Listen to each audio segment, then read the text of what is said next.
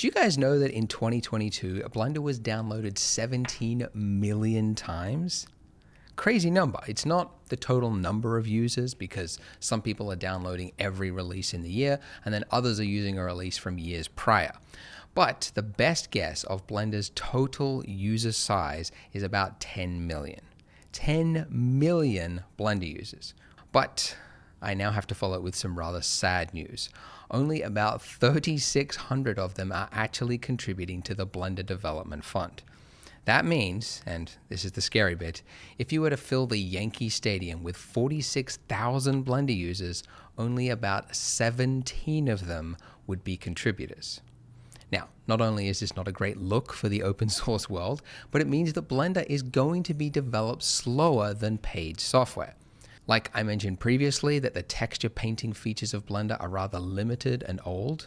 Well, they've wanted to build proper PBR texture painting for years, but they lack the funds to hire a full-time developer. The same applies to the broken fire and fluid simulator, the video sequence editor, the list goes on. And we could have all of these improvements today if we only had the funds. So last month I was at the Blender Institute speaking to Francesco Citti, and he asked for my help to bring awareness to this. So I'm asking you right now, that's right, right now, donate. If you're enjoying this series and you like Blender, then please pause this video right now and take 2 minutes to sign up and pick a plan. Not only do you get to be one of the cool 17 people in the stadium that's donating, but you'll know that the amazing story of Blender gets to continue because of you. And if you do join the development fund because of this video, then please comment below with #JoinedBlender so that I can tally up how much of an impact this little PSA and the series has had as a whole. So with that out of the way, let's get on to the tutorial. So how'd you go with your homework? Did you take a stab at creating the plate? Did you do it, or did you wait for me to show you the answer? Hope you did. If you didn't, you're only cheating yourself, as the teachers say. But no, seriously, give it a shot if you haven't already. I do think it helps you to learn. But if you don't want to, can't stop you. But I'll show you now how I created this plate. So first of all, I load in the image reference first. And I haven't shown you how to do that yet, so I'll show you now. If you go to the top of the screen until the cursor changes on that line there, just right click and then say vertical split. And then I now get 2 duplicate windows. This second window I can now make any other window type. So the one I'm looking for is image editor. Now go image and open. So this is the image we're going to use. It's one from Polygon because it's actually one of our models. It's a real ceramic plate that we photo scanned, turned into a model. But I thought it's also just a really nice, simple modeling exercise for beginners. So why not model off of that? Okay, so Shift A, because you got to start with something. Now, a lot of you probably started with a cylinder, and that's a fine way to go about it, but I know from experience that the cylinder's got a top face on it that we don't need, and then the normals have to be flipped, and you have to deal with the size, and I find it's actually just easier to start with a circle and then build out from that. So, the circle settings, we obviously want to turn the radius down to be, I think a plate is roughly the size of like 2 donut widths anyway, like roughly 24, 30 centimeters, whatever. So anyway, a radius of around 12 centimeters. Now the vertices, that's the resolution of your mesh, right? Now, if you might remember when we did the donut, when we added the torus, I said it's good to start with a low poly mesh to begin with because it's easier to add detail than it is to try to take it away later. And that's true, and it's good advice for like organic flowy shapes. But in this case, I know that looking at the reference, it's got bevels, like tight bevels here and here. And it's going to be a lot easier to control that if I just use the bevel tool as we model rather than trying to use a subsurf modifier later. Which is all to say that the resolution of the circle that we start with, I actually want to be the final representation. So essentially, this needs to be as round and high resolution as it needs to be so that I won't see any jaggedness in the final model. So I actually went with 100 vertices, which is quite high poly, but we have got the camera really close to it, so I think it makes sense. Okay, so in edit mode, make sure you're in vertice select mode. I've done recording so many times I can't remember when I've actually taught something or not, but you can swap in and out of these modes, by the way, by hitting the 1, 2, and 3 key. So 1 for vertices, 2 for edge, and then 3 for face select. Okay, so with vertice select, I'm going to start by creating this lip that goes up. So E and then Z to lock it on the Z axis to about there. I mean, we don't have measurements, but that looks like it could be plausible. And I think it's on a slight angle, very slight. So I'm going to scale out just by hitting S. All right, now for this next part of the lip, I'm going to hit E to extrude again, but I don't want to move it anywhere. I want to do it exactly where it is, but then scale it out. So right click and then S to scale out. All right, and it's a good idea also to just zoom out and see in proportion to the plate, is that lip about the right size? I think it is. That's pretty good. And now I'm going to do another lip on the other side, just going up. So E, Z to about there. That's pretty good. And then S to scale out as well. Okay, awesome. Now, when you add in a circle, it doesn't come with a face by default. So if we go into wireframe mode, which also you can swap, sorry, not that mode, wireframe mode. You can swap in and out of these modes at the top here by holding down the Z key. So solid view and wireframe. I usually just quickly flip in between those like that. All right. So if I hold down Alt and click on this line, you can see there's no face in the middle, because wherever there is a face there should be like this orange tint. So when I Alt click here, I don't see the orange tint, which means I need to have a face. So F to create a face. Now we need some bevels. Okay, so we need a bevel that goes here, another one that goes here, and another one that goes here. So we did that when we added the sprinkle, and the hotkey for it is Control B. But I don't want to just create like the same bevel here and then do another one here and then another one here. I can do them all at the same time.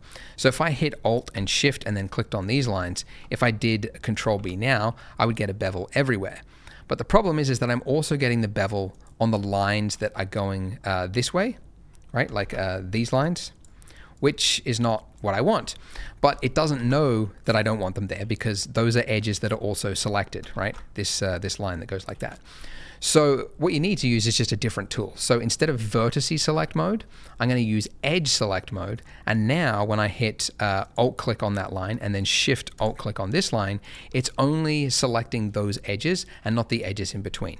Which means now when I do Control B to create that bevel, I'm getting the bevel just where I want it on those three edges. All right, now the tightness of that, it's pretty tight, but it does need to be a little bit higher poly. So I'm just scrolling up on my mouse to about there. That's good. And now solid view, great, pretty good. All right, getting there. Now we got a paper thin plate. We don't want that. So for thickness, I'm hoping most of you got this right, but it's our old trusty modifier, the solidify modifier that we used previously. It's too thick by default. I think I went with 0.004, like that. All right. And then because I want to do a bevel on this edge here, I can't do it unless this solidify modifier is applied. So drop down and then hit apply. And now in edit mode, I've got both of those edges. So again, holding down Alt and Shift Alt, click on those two edges. And now I'm going to do another bevel right here. Control B. And pull it out. Now you'll see that it reaches a point where they start to overlap, and that's not good. I don't want that. I do actually want it to be a complete round form, like really like essentially that. But you can see I can't really get it exactly right where they're just like meeting in the middle. So there's actually, when you're in certain states in Blender, you'll see at the bottom of your screen along, let me just do this, along this line here, you can see you've got a number of shortcuts that it lists. And one of them says C for clamp overlap. And currently it's listed as off. So if I, oh dear, let's cancel that. If I, when I hit Control B, whilst I'm in this state, if I hit C, it will turn clamp overlap on, which means it will only bevel and to the point that the edges touch, and then it will stop. And that is exactly what I want. So I'll just click to confirm. And now we have a plate. But when you're modeling something like this, it's very common. If you're doing like extrusions and then you're canceling the extrusion and then you're scaling out, you can end up with vertices on top of vertices. And in fact, when we did that bevel clamping thing, I think what it's done is it's got two edges and they've now merged the vertices in the middle, but it's sharing the same space. So whenever you've got two vertices in exactly the same space, you can have like artifacting that will occur later on. So after I model something like this, I just go into edit mode. I select everything by hitting A. And then I want to find all of those vertices that are accidentally in the wrong place, and then hit M, and then I want to say merge by distance. And now you can see on the bottom of my screen, look at that. It merged 300 vertices.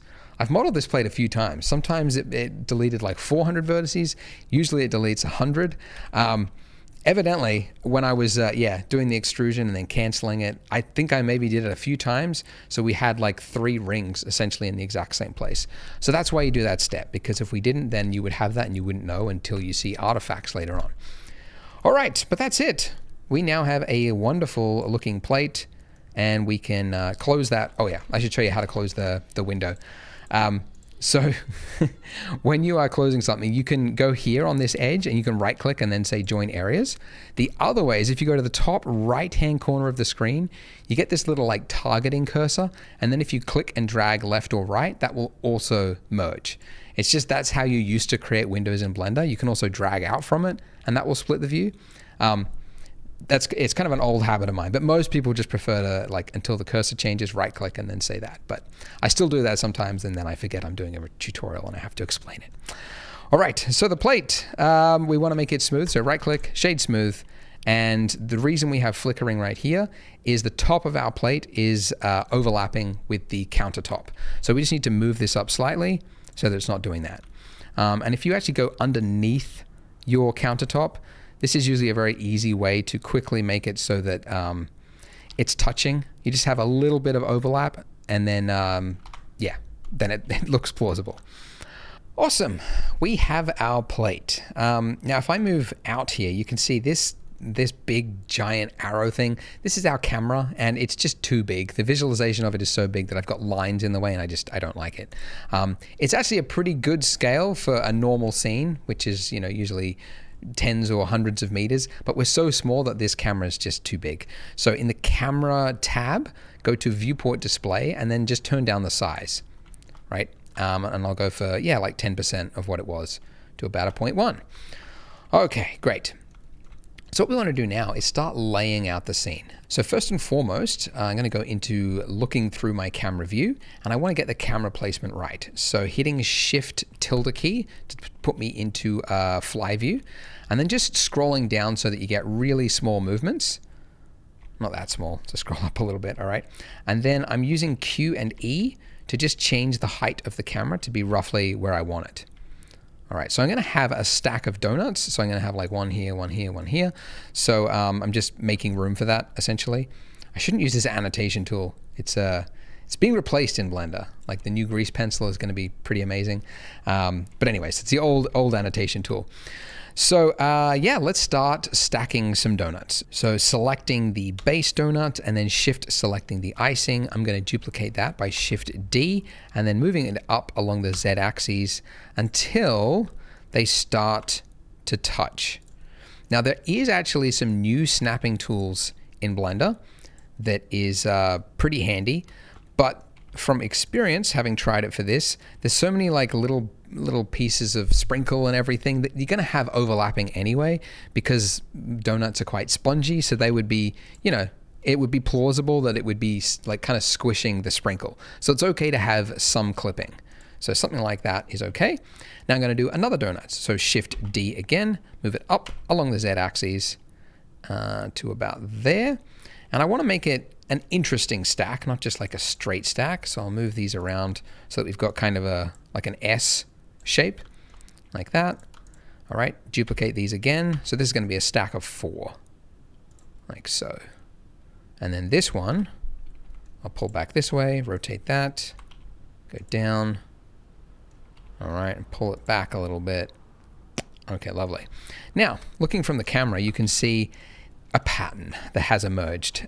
So you can see this is the same as this, is the same as this. And the eye is very good at detecting patterns, so that's going to be a very big deal breaker for the viewer. They're going to notice that, and it's just going to make the picture look worse. So with each donut selected one by one, I'm going to hit R and then tap Z, and that's going to just rotate along the Z axis. But you can see if I just tap Z, that axes that I put it on a little bit, like just tilted it, it's now like reverse the tilt because I'm rotating along the Z. But what you can do is you can rotate it along its original axes by not tapping Z once, but twice. Okay, and you can see that the line has now changed a little bit because that's putting us now into the local z-axis. So the original rotation of that donut, it's the z-axis on that one, not the scene one. So yeah, that's the way I will do it. And I just want to rotate it until I get a different pattern. So now I've got these little wavy shapes. That's good. Now this one, I'm going to tap R and then Z and Z again. So it's the local axes. That's pretty good. And then this one, I'll do the same thing. R, Z, Z. And just move it a little bit that way.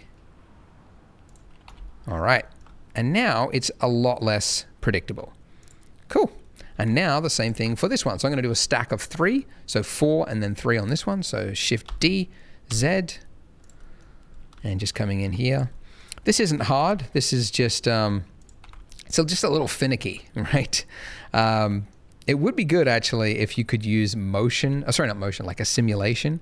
Blender does have rigid body tools, but it's again, if we had more funding from some people, we could improve it because the rigid body tools are pretty janky. They don't work well for small objects and it's very fiddly to set up. But I've seen other tools, plugins that people have made for like Unreal Engine where placing objects is actually a simulation. So you just draw across the plane and you could have like donuts just spawn in and like tumble on each other.